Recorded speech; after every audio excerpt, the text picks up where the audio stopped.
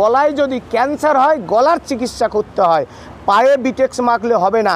সুতরাং সমস্যা যেখানে সেইখানে হাত দিয়ে আপনারা লড়াইয়ে নামুন, আর একটা ধাক্কা দিন, রাজ্য সরকারকে বাধ্য করুন কারা ত্রুটিপূর্ণভাবে দুর্নীতির সুবিধা নিয়ে চাকরিটা নিয়েছে আর কারা নেয়নি, এই তালিকা আপনারা নিন।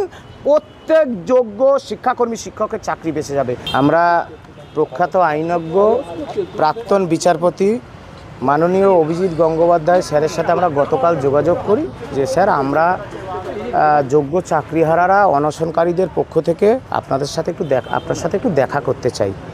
কারণ তিনি এর আগেও আমরা তার কাছে এসেছিলাম, তিনি সমাজ মাধ্যমেও বলেছেন, আমাদের সাথে তিনি এসএসসির অফিসেও গিয়েছিলেন। তিনি বলেছিলেন যে এই অবস্থায়ও এই যে রাজ্য সরকার কারা দুর্নীতির সুবিধা পেয়ে চাকরি নিল আর কারা নিল না সেই তালিকা না দিয়ে এখন মামলা রিভিউ করতে গেছে, আবার পরীক্ষার নামে কোটি কোটি টাকা তোলার একটা ষড়যন্ত্র করছে।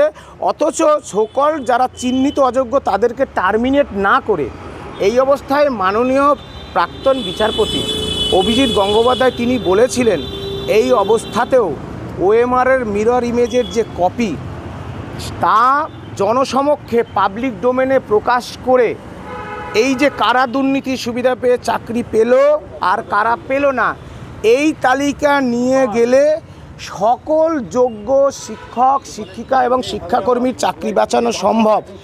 তার সেই কথায় আমরা আস্থা রেখেছি, আগেও এসেছিলাম, আজকে আমরা আবারও স্যারের সাথে একান্ত আলোচনায় যে স্যার, যোগ্য শিক্ষকরা শিক্ষাকর্মীরা যেভাবে যন্ত্রণায় কাতরাচ্ছে তাদের দুঃখ দুর্দশার কথা যেমনভাবে দেশের প্রধানমন্ত্রী, রাষ্ট্রপতি এবং সমস্ত সাংসদদের আমরা বলবো আপনারা এই দৃষ্টি আকর্ষণে আমাদের পাশে দাঁড়ান। দেশের সমস্ত সাংসদ, আমাদের রাজ্যের সমস্ত সাংসদ এবং বিধায়কদের এই কর্মসূচিতে আমরা নেবই। আমরা স্যারের কাছে শুধুমাত্র এই কারণেই এলাম যে ওএমআরের মিরর ইমেজের কপি, তার থেকে যোগ্য অযোগ্য বা দুর্নীতির সুবিধা পেয়ে কারা নিল আর কারা নিল না এই তালিকা কিভাবে আমরা পেতে পারি, কি আন্দোলনে কি কোর্টের লড়াইয়ে, সেই আইনগত পরামর্শ নেয়ার জন্য আমরা মাননীয় প্রাক্তন বিচারপতি অভিজিৎ গঙ্গোপাধ্যায় স্যারের বাড়িতে আমরা এসেছি চাকরিহারা অনশনকারীদের পক্ষে।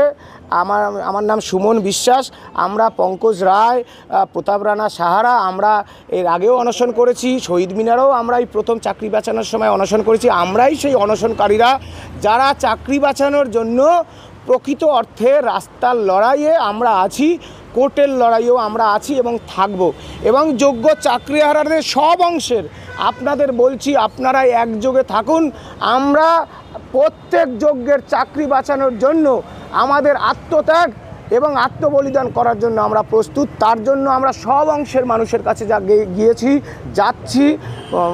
বিচারপতি, বিশিষ্ট আইনজীবী বিকাশ রঞ্জন ভট্টাচার্য মহাশয়ের কাছেও গেছি, তিনি বিভিন্ন বক্তব্য রেখেছেন। তিনি যে সংবাদ মাধ্যমে বক্তব্য রেখেছেন সেটা আইনজীবীর ভাষা, কিন্তু আমাদেরও তিনি যে বিভিন্ন বলেছেন কথাবার্তা সহানুভূতি নয়, আইনগত কথা যেগুলো বলেছেন যে এখনও কোন জায়গায় যোগ্যদের চাকরি বাঁচানো যায়, আমরা সেই জায়গায় পৌঁছে গেছি। আমরা মনে করি গলায় যদি ক্যান্সার হয় গলার চিকিৎসা করতে হয়, পায়ে বিটেক্স মাখলে হবে না।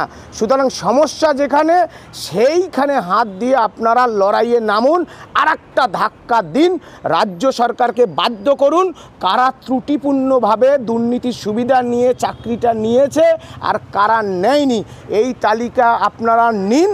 প্রত্যেক যোগ্য শিক্ষাকর্মী শিক্ষকের চাকরি বেঁচে যাবে, সেই আইনগত বিষয় এবং রাস্তার লড়াইয়ে। কারণ তিনি ভারতীয় জনতা পার্টির একজন সাংসদও বটে, সেই দুটো ক্ষেত্রেই তার পরামর্শ আমরা নিতে স্যারের বাড়িতে এসেছি।